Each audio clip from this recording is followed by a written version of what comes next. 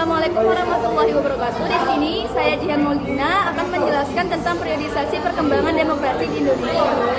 Berlaku demokrasi di Indonesia pada masa Orde Lama. Pelaksanaan demokrasi pada Orde Lama berlangsung pada dua masa, yaitu demokrasi parlementer dan demokrasi terpimpin. Masa demokrasi parlementer atau demokrasi liberal adalah paham demokrasi yang menekankan pada kebebasan individu, persamaan hukum, dan hak asasi bagi warga negaranya.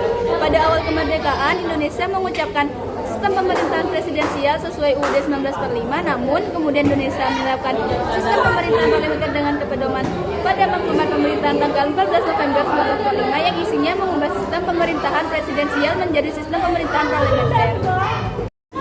Adapun kerja sistem pemerintahan parlementer yaitu kekuasaan legislatif dijalankan oleh DPR yang dibentuk oleh pemilu multipartai. Yang kedua, kekuasaan eksekutif dijalankan oleh kabinet atau dewan menteri yang dipimpin oleh seorang perdana menteri. Cara kerjasamanya.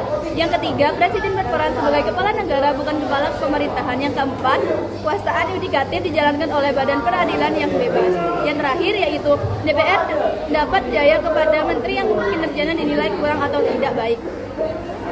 Yang kedua yaitu masa demokrasi terpimpin. Masa demokrasi terpimpin mulai diterapkan sejak Dekret Presiden 5 Juli 1945 sampai tahun 1966. Kegagalan pada masa demokrasi liberal yang menyebabkan kekacauan politik lah yang memunculkan ide diberlakunya demokrasi terpimpin. Pada masa berlakunya demokrasi terpimpin, Indonesia kembali memberitahukan UUD 1945 sebagai konstitusi. Pada masa ini bentuk negara ini kita adalah kesatuan dan bentuk pemerintahan adalah republik. Yang B yaitu pelaksanaan demokrasi di Indonesia pada masa Orde Baru. Penyimpangan yang terjadi pada masa Orde Lama telah menyebabkan instabilitas politik yang pada akhirnya menyebabkan penderitaan bagi seluruh rakyat. Kondisi tersebut menimbulkan semangat untuk melakukan perbaikan dengan melaksanakan Pancasila dan UUD 1945 secara murni dan konsekuen.